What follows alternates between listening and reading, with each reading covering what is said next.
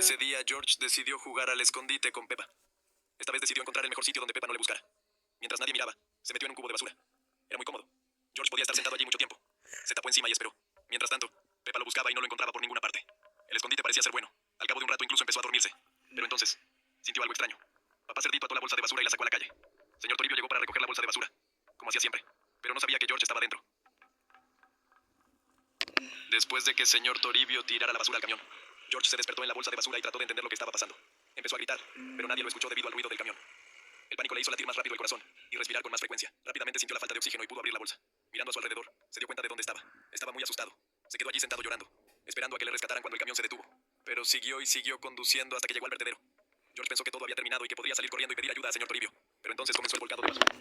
Un montón de basura cayó junto con George al vertedero. George consiguió salir de allí. Estaba cubierto de basura. Y el señor Toribio ya se había ido.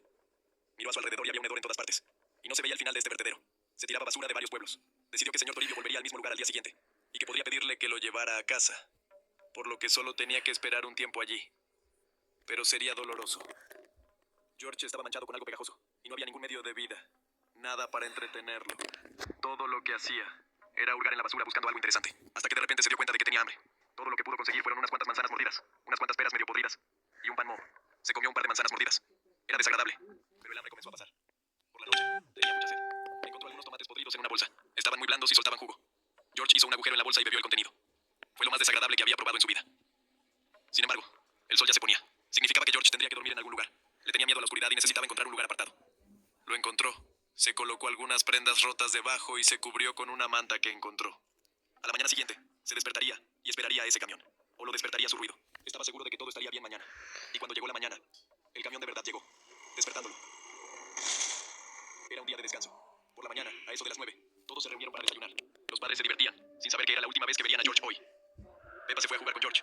Mamá Cerdita lavó los platos y se sentó con Papá Cerdito a ver la tele. Después Papá Cerdito sacó la basura. Mamá Cerdita preparó la comida y llamó a todos para comer. Vinieron todos menos George. Peppa dijo que estaban jugando al escondite y que puede que George siguiera escondido. La última vez que lo vio fue hace una hora.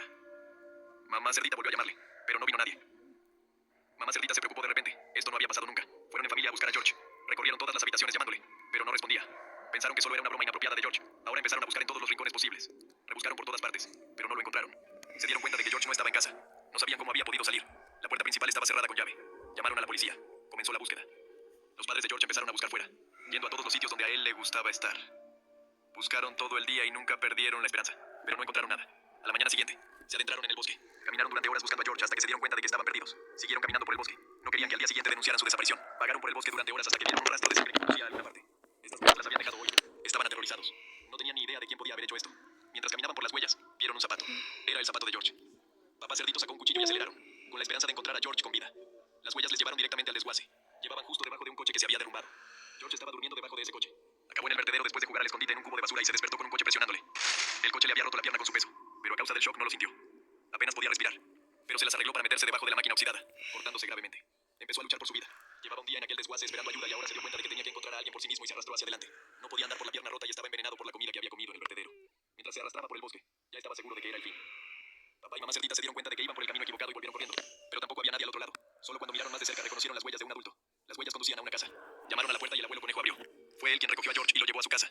Les dijo a los padres de George cómo llegar al pueblo y llevaron a George en brazos. Intentamos averiguar qué le había pasado a George en casa del abuelo conejo, pero George se quedó callado. Susie vivía una vida corriente. Desde fuera su vida no era diferente de la de otros niños. Pero sin padre, su madre lo pasaba mal. Trabajaba 10 horas diarias para mantener a su hija. Cosía ropa, lo que le pagaba muy poco. No tenía ahorros. Su casa la había heredado de su marido. Pero un día recibió una oferta de trabajo. Era un puesto directivo. Tenía una entrevista y por fin iba a poder cobrar el sueldo alto con el que había soñado todos estos años. Inmediatamente deja el trabajo que tanto odiaba. Pronto su vida va a mejorar. Pero 4 días después, recibe una llamada. Han cambiado algo y ahora no necesitan un empleado. Intenta llamar a su anterior trabajo, pero ya está ocupado. No tener trabajo significaría que pronto no le quedaría dinero para pagar las facturas y comer para ella y Susie. Intentó encontrar trabajo, pero en todas partes o no había trabajo, o ella no sabía hacerlo. Mamá Oveja se dio cuenta de que no le quedaban ahorros. Se quedó pobre, pero le dijeron por teléfono que podrían contratarla dentro de una semana. Vendió algunas cosas innecesarias para comprar comida y esperó. Al final de la semana recibió una llamada. Le volvieron a decir que no podían darle trabajo. Mamá Oveja no pudo dormir bien ese día. Estaba inquieta pensando en lo que pasaría después. Pero no podía meter a su hija en esto. Empezó a comer menos. Ahora no compraba alimentos caros como huevos y dulces. Al mismo tiempo, buscó trabajo, pero no lo encontraba. Un día fue a la tienda, compró comida y el pago no se hizo efectivo. Pero ya había vendido todo lo que podía. Y se acordó de una cosa que es valiosa aquí. Es su lana. Alquiló una máquina de afeitar y afeitó toda la lana. Suficiente para un bonito vestido. Ella fue capaz de venderlo y consiguió el dinero. Era mucho dinero para ella. Los productos de origen animal son muy valiosos aquí. El dinero sería suficiente para varias semanas. Pero pasó una semana y alguien decidió contratarla como cajera.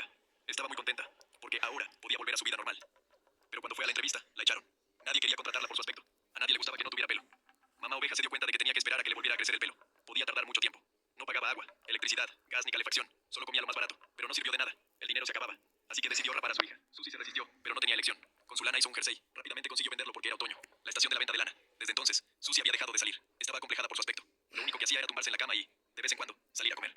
Pero en los últimos días, su temperatura había bajado drásticamente. Los dos se quedaron en casa pasando frío. No habían encendido la calefacción porque no habían pagado las facturas. Como no tenían pieles, pasaban mucho frío. No tenían mantas de abrigo. Mamá Oveja había vendido la mayoría de los artículos, pero intentaban no caer en la desesperación. Hasta que un día Susie cayó enferma. Se despertó y se sentía muy cansada. Tenía escalofríos y mucha fiebre. Estar en el frío constante es peligroso para un cuerpo joven.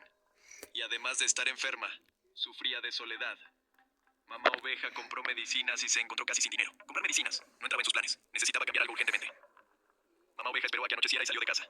Fue al supermercado. No había nadie por la noche. Hacía tanto frío que tenía miedo de ponerse enferma. Rompió la puerta de cristal con una piedra y entró. Estaba asustada. Nunca había robado en su vida. En su pueblo, el robo se trataba de forma muy estricta. Cogió algo de comida, una manta y un juguete que vio en una estantería.